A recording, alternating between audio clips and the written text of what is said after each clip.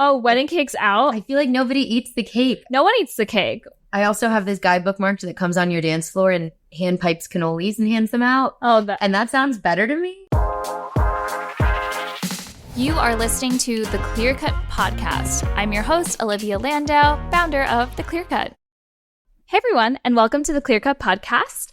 I'm so excited because today we are sitting down with Bella Gerard. She is an NYC-based fashion editor, style expert, and content creator, also a bride-to-be. So thanks so much for being with us today. Yeah, thanks for having me. This is like the number one thing I want to talk about right now because I'm very newly engaged. Oh my God, and all of our listeners are probably in the same space as you and want to hear all your hot takes. But I want to just learn a little bit more about you, your background, and how you got into like the fashion space to begin with. Yeah. So I started originally in editorial in the beauty space. I loved beauty, but I kind of knew that I always had more of a love for fashion that I'd love to experience editorially.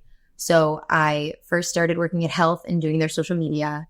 And then I got a job as a beauty and style writer with kind of more of an emphasis on beauty. And then from there, I got another job as a fashion editor, which like to me at the time was the peak. And that was exactly what I wanted to be doing.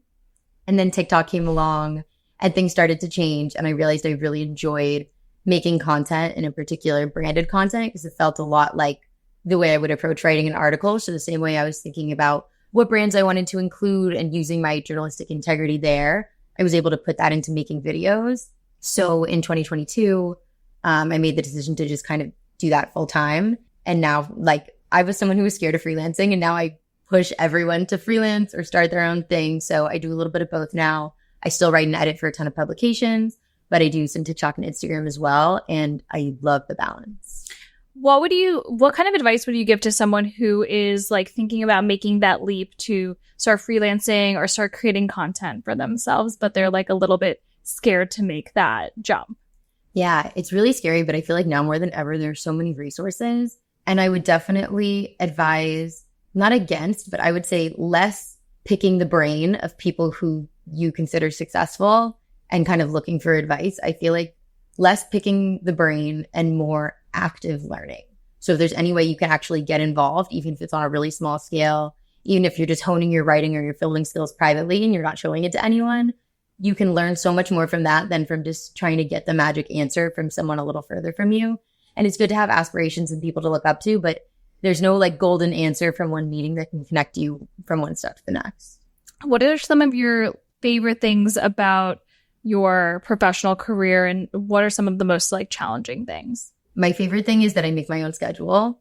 And the most challenging part is probably the same thing, that I make my own schedule, because you're never not working in this kind of industry. So I'm so grateful that I'm not stuck at a desk all day, and that the work I do is work I'm passionate about. So it definitely doesn't feel, it's not hard labor, but my mind is always going. So kind of getting to like sign off for the day and close the computer when it's your phone, that doesn't really happen. So trying to find that balance, having the opportunity to do so is the best, but trying to make sense of it can be tough.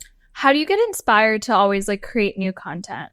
I think being in New York City is really inspiring. I noticed that when I'm with my family or taking breaks and relaxing, I make content way less. Like I'm not one to document my whole vacation. I'm using it as a real like social detox. Mm-hmm. So I'm really lucky that I'm in an industry where we're always having events and always doing fun stuff, and there's always beautiful art to look at.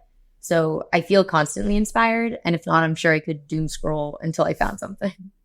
So you're a newly bride-to-be, you're newly engaged. Tell us a little bit about your bridal journey so far. I know it's like pretty fresh, but you know, did you always know exactly what ring you wanted, or were you someone that always like had a wedding aesthetic in mind, or are these things that you're like figuring out as you go along? Yeah, especially for the ring thing, I feel like I am not the norm. I did not have a Pinterest board. I didn't know what I wanted.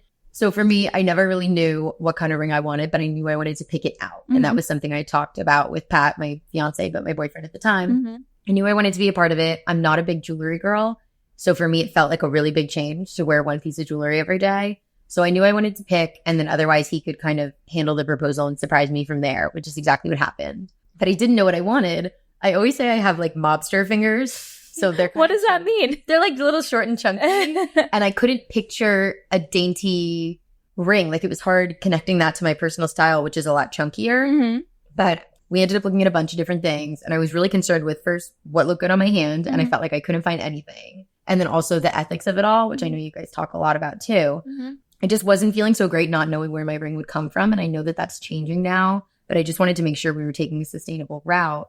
And I have a family jeweler who showed us a lot of options. We looked at natural diamonds and lab grown. And we ended up going with a natural diamond. It's an old mine cut. I love an old mine cut. Yeah. And when I learned more about, first of all, how romantic it is being cut by hand under candlelight, it just seems so dreamy. I love that it's a little chunkier, like the facets themselves. It's a little less sparkly and a little thicker, which, I mean, I think it's very sparkly. I love it so much. It's not a style I even knew existed because I really wasn't educated in diamond shapes at that point. But also just, it kind of felt like shopping secondhand to me. Like, I'm more comfortable buying things secondhand when I can. So getting my ring vintage felt so cool. I love it, and it suits your hands perfectly. Thank you. I think so too. I'm really struggling now with what comes next, the wedding band. The wedding band, yeah. It's really hard because I love how this looks so much on its own. Well, you know that, I mean, my fingers are too swollen these days, but I typically wear my wedding band on my other hand because I just love the way my engagement ring looked on its own. So there's no like real rules. That's a really good idea.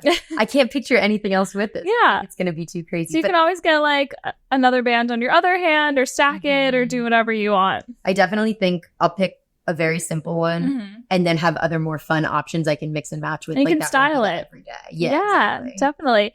So have you done any wedding planning so far? Do you have like an idea of what you hope your wedding to look like? Yes. So I've always pictured kind of a dreamy, romantic vibe. And I think I want to do a fall wedding. My hot wedding take is that fall weddings now can look exactly like summer weddings because even today we're like totally sweating. I know. So we're going to do an October wedding, October of next year. I think that's like perfect time of the year. It's just like perfect weather. You're like getting into that fall vibe. That's what I'm hoping for. I feel like a summer wedding doesn't seem as romantic as it once did because it's just sweat and I want to wear a long sleeve big dress. Oh yeah. I got married on June 30th and I thought that was like oh my gosh, a great like summer day, and we were in Italy and it was 110 degrees and like people were like dropping like flies. So that cannot be me. Yeah. So we're definitely going to do a fall wedding. The first thing we booked was our band. And then we booked my local church because it was really important to my fiance to get married at the church.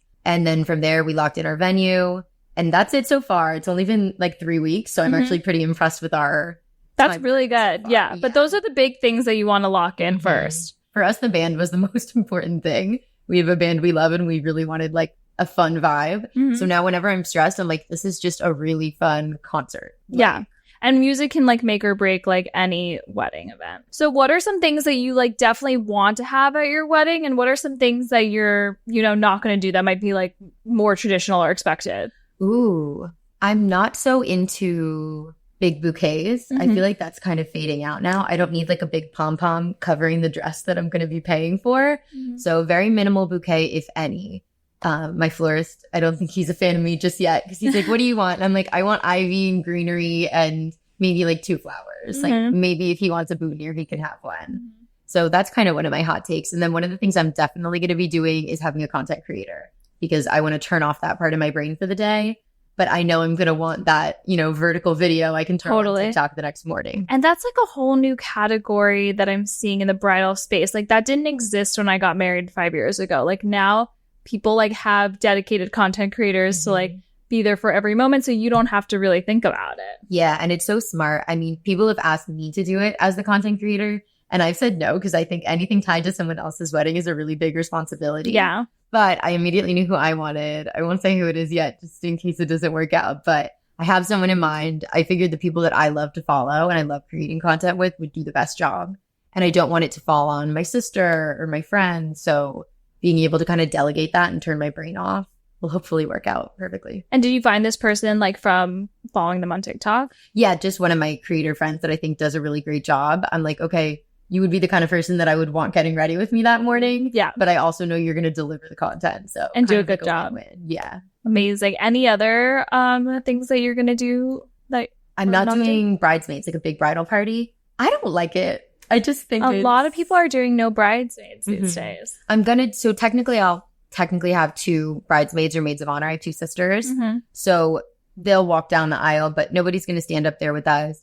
I just, especially in fashion, my friends want to wear their own dress. Yes. And even my sisters won't be in bridesmaid dresses. I just want them to look really amazing in whatever they want, that I definitely will have control over, but will be kind of a dress that speaks to their own style.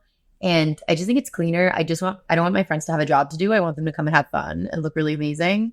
So yeah, I'll still have a big bachelorette party or something, hopefully. I can't even let my mind go there yet, but I don't know. I'm not so into the big bridal party. What are some like bridal trends that you're seeing that excite you right now? So a lot of the trends that we're seeing in ready to wear have crossed over into bridal, especially because such feminine elements are such a big thing right now. So lots of the bows, lots of the feathers, lots of the rosettes that were really popular at the start of summer. They're all going into bridal for 2024. So I imagine that's going to cross over into 2025 too. I'm also seeing a lot of layering in the bridal space. A lot of, okay, your dress is strapless, but you could put this lace bodysuit underneath, and now you have sleeves for your ceremony. Wow. Or little capelets and boleros. I'm really into the idea of a hood, like a hooded cape instead of a veil. I may not feel that way next year, but right now that's really I saw a bride do that. Like it was like a hooded, like kind of veil cape, like a mix, and it looked really, really cool. I love the drama. You know who did it was Lily Collins, and she looked so ethereal, but she already gives that forest fairy vibe. I don't know if I can get there, but that's like center of my mood board right now. Amazing. Any other beyond like the dress, like in terms of like the wedding aesthetic or things like that you're seeing is trending these days? I think people are just getting more personal. I think there was a point where everyone had to have the mirror with everyone's names on it and really ornate seating charts that you pinned on Pinterest that actually kind of make it harder to find your seat.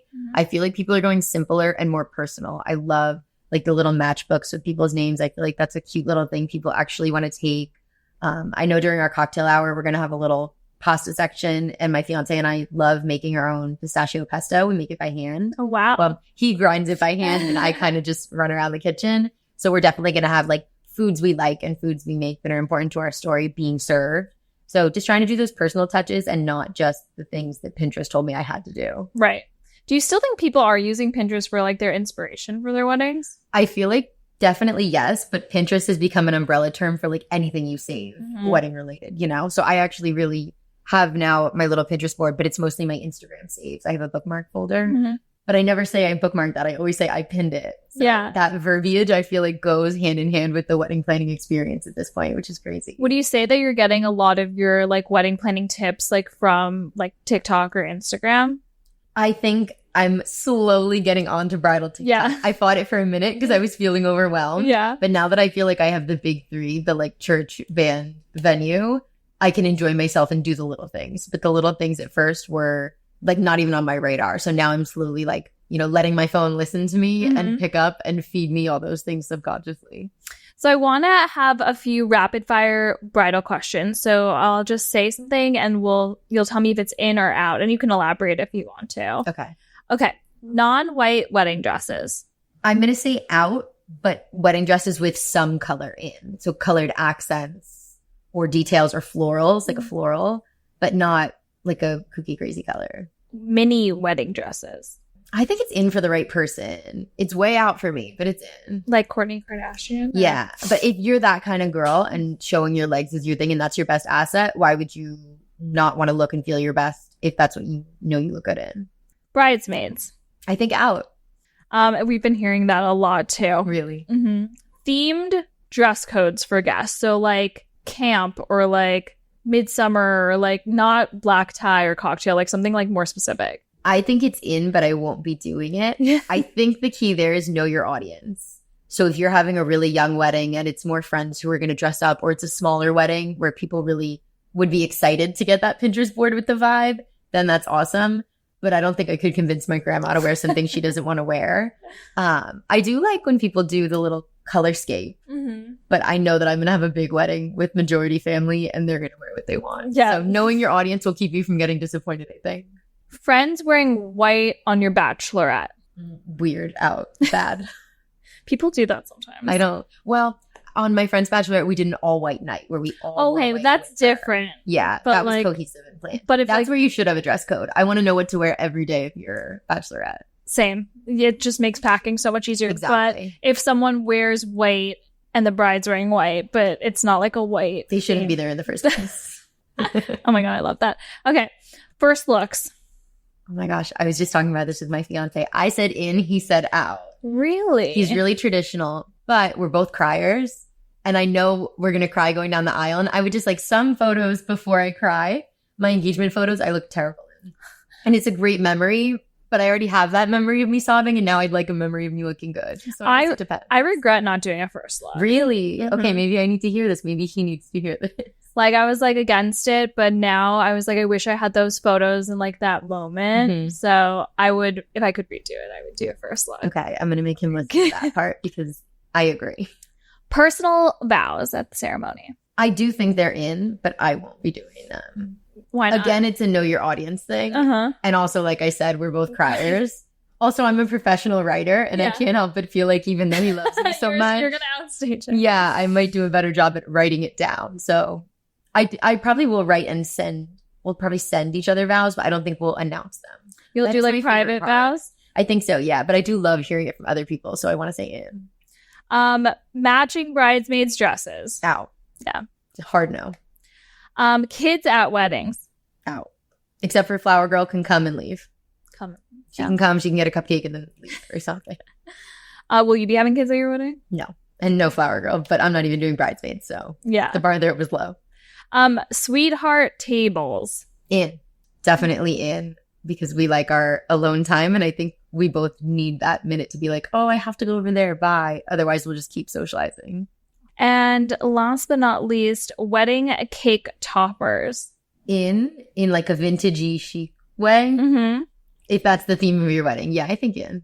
Like the people or like words or what kind of toppers? I think like an old school couple could be really, really cute. I think they're coming back. Like I think that was like super 90s and then no one did it. But now it's like I'm seeing more people do it, like kind of ironically almost. Yeah, it's hard because my take in general for wedding cakes is kind of out. Oh, wedding cake's out? I feel like nobody eats the cake. No one eats the cake. I also have this guy bookmarked that comes on your dance floor and hand pipes cannolis and hands them out. Oh, and that sounds better to me. So I don't know. We're definitely going to have some wedding cake because I feel like, are you going to do that like cake cutting moment? And no, I've never cut a cake before. There's no way I can put that pressure on me. I want to do the performance of the wedding and then I don't want to have to do any more things other than dance and be with my husband.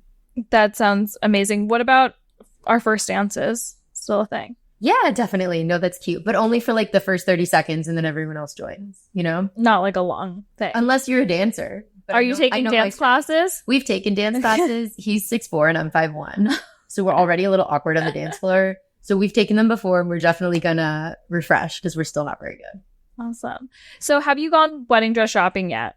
No, I'm waiting till Bridal Fashion Week in October to kind of recess. I'm definitely approaching Bridal Fashion Week this year with more energy than regular Fashion Week. Mm-hmm. So I'm really looking forward to it. What's your strategy going into it? Like, do you have a vision in mind, but are you going to go to like multiple places or like how are you going to assess? I think so. I mean, I know I want a big dress. I'm a really dressy person and I go to a lot of formal events. So I can wear kind of a more fitted dress anytime. So I want to go big. Mm-hmm. So right now I'm just kind of gathering inspo and then I'll be doing the same at Bridal Fashion Week. And then I guess I'll decide what my best options are from there. I don't really know. What are your thoughts on like multiple changes throughout the evening? Are you going to be doing that? I don't think I'm going to be doing it. I think your dress is expensive and also sentimental and you wait so long to wear it. However, maybe when I'm buying that really used dress, I might end up being like, okay, get me a slip dress for after. So I don't know yet. How many changes of outfits do you think are too many in one wedding? I think you get your main dress. You could have your reception dress if you want. And then your after party could either be like white sweats, like a white juicy tracksuit I love, or like a little mini dress. So three max.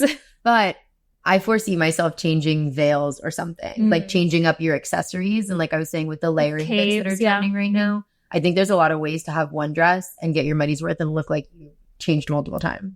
On the topic of wedding dresses, look at some celebrity wedding dresses, and I want to have you rate them from 1 to 5, 1 being your least favorite and 5 being your most favorite. Okay. And these are like completely like personal decisions. Okay. So this is the first one. Who is that? Is this a model? Is This Taylor Hill. I'm so not hip. This is Taylor Hill. She's like an OG Victoria's Secret model. But it's out of 5. This is 5 for me. I love it. It's beautiful. I love how romantic it is. I love that the veil goes with the dress. And I love that it still cinches the waist, even though it's very flowy. I love it too. I've never seen it. I actually love these florals also. Okay, next. Paris Hilton. I don't want to say 5 again, but I love a big dress. I love the long sleeves. And again, I love when the veil is coordinated. I don't like when it feels random. I'm definitely not going to say 5 for all of them. No. This one I feel like you'll say different. This is Solange Knowles. Ooh. See, I'm torn because my preference is a 1, but I would give her mad points because it's tailored to perfection. And if you're going to wear something like that, it needs, like, the tailoring is everything. And 5 for tailoring, 1 for do I like the aesthetic. I feel like this is really great for, like, if you're doing your civil ceremony, like at the courthouse. I feel like this is a great look, but like it's a good reception look. Yeah, but for a wedding, like more drama. Definitely. Okay, this is Vanessa Hudgens. Like a 2. It's not bad. It's just boring. It's just safe. Like she's worn that in black on a red carpet. Yeah. So that's the only reason it's a miss. I like his suit. Is that him? Yeah. I like a fun suit for a guy. She looks stunning. What's your fiance gonna wear? He's definitely gonna wear a classic tux. He's very, very classic, which I think is good. There won't be any arguments there. Miranda Kerr. That's like a 4.5 for me. I love a long sleeve. I also think my hot take is that you could be sexy any day of the year, and on your wedding you should be beautiful. And that doesn't always mean modest, but I feel like she is radiating in this dress. Have you seen Olivia Culpo's dress? It was very controversial. What were your thoughts on it? I don't think her dress was as controversial as her... here it is. Oh, there it is. Yeah. I don't think her dress was as controversial as her POV, as how she phrased why she wanted to wear it, implying that the only way to do it is to be modest. I also think Dolce & Gabbana is known for very ostentatious dresses. Yeah. And I don't think that dress was perfectly tailored. And I think if you're going to wear something like that, the tailoring is the most important thing. So partnering with them kind of confused me. But she looked beautiful. Speaking of Dolce & Gabbana, Kourtney Kardashian. Yeah, it's like a 2 for me. But I do love it for her. Do you think this is really her? Was she like trying hard? Honestly, I think she was like, I'm a mother and I've lived so many lives and like I am a bride, but I'm not like the bride that you guys want me to be. So I'm going to give that to her. Last but not least, Hailey Bieber. Oh, I like her dress. The actual dress is like a 3 for me, but the detail, again, I'm a veil girl, so the detail on the veil. A 3? Yeah, the actual dress I don't love, but the overall vision with the veil, and I know like the off-white team with the words on the veil was like 10 out of 10. Awesome. So we like a bigger dress, more drama. I like volume for sure. Thank you for playing. That was fun.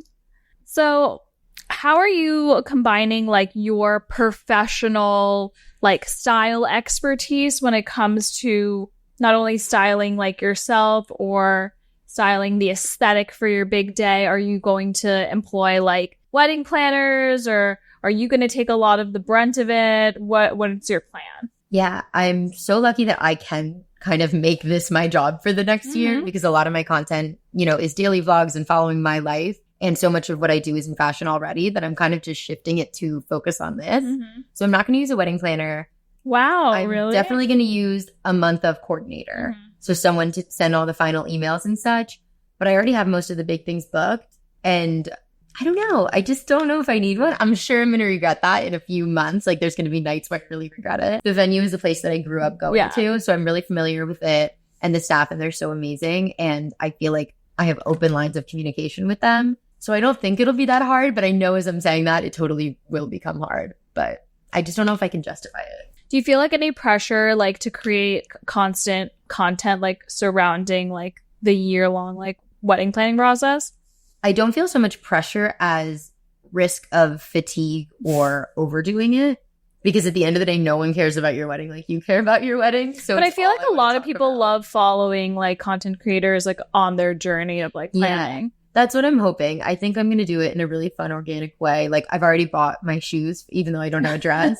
I'm a big Prada girl, and I found these like floral applique Prada shoes on sale for like under $500. Wow. And I've never pulled trigger so fast. So hopefully they'll be my wedding shoes. And if not, they'll be part of the bridal wardrobe. Yeah. So little things like that. And also a lot of brands have reached out, and that's something that, brides in this space have to think a lot about. I don't want to monetize my wedding to the point of it not feeling sincere. But because I don't do that in general with my content, I'm not really worried about it. I really only work with brands I feel strongly about. So I'm not too worried about it, but it can be tempting. So I'm kind of trying to separate my marriage and my love from this big party that we're planning. And I feel like that takes the pressure off. Both are important, but like one stays with me forever and the other is one day. And there's like so many events leading up to the big day that like you also have to think about like your outfits. Do you feel like brides have to wear like white to all those big events like bridal shower, bachelorette, or are you going to incorporate like color or?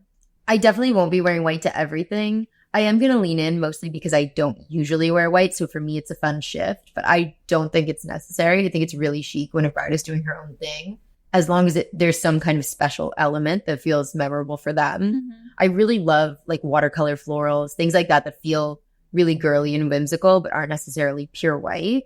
I also just don't know how many white outfits I could keep clean. Yeah. So it's definitely going to be depending per the event. Awesome. And kind of shifting back to a little bit about your career, like what, now that you're, you know, doing mostly freelance and you're really like creating your own content, what are your goals professionally, like moving forward? I'm really interested in Substack right now, which is kind of like the like modern Tumblr. Mm-hmm. Like it's just writing, it's for good writers. And it's so, for me, loving editorial and loving to write, it's keeping me really nourished on good stories. And I think a lot of writers and editors who don't want to get paid like an insanely low amount of money to pour their hearts out for a publication are taking it to their Substacks. And I missed that kind of writing without, you know, e-commerce angles, without agenda. And sometimes it can be really hard-hitting stuff. And sometimes it's just, I actually like this top and I want you to know about it. And I'm really enjoying that resurgence. But I could see a return to editorial eventually. But first, editorial is to figure out what it's going to be. And what do you think, like, the future, like, the shift or the next frontier of, like, how... I know now, like, a lot of people, and even myself included, get most of my information from social media or, like, Substack or blogs. But what do you think, like, the next, like, big wave is going to be? I wish I knew. I feel like what we've learned is that a million things will present themselves, and it's really hard to determine what's going to thrive. Mm-hmm. Like, after TikTok, so many people fought it. I fought it for so long. I didn't start posting until after the pandemic. Mm-hmm. But then with Threads, everyone was like, we're not missing the next wave. And we all made Threads accounts, and I have not opened it since. Same. So I really don't know what's going to sneak up. I do feel like everyone that had a podcast last year has a Substack this year. So kind of moving mediums mm-hmm. and where's there room for editorial in addition to video and photo, and trying to like master all of those things is really hard, but almost necessary now. Well, I'm really excited to follow you along your professional and personal bridal journey. Can you tell everyone where they can read your writing, follow your content, all of that good stuff? Yeah, my Instagram and my TikTok are at Bella Gerard. And you can subscribe to bellagerard.substack.com for B-List, which is my weekly fashion musings and shopping and stuff like that. Amazing. Thank you so much for joining us today. Thank you. Thanks for listening. You can follow us at The Clear Cut on Instagram and TikTok, or shop at theclearcut.co.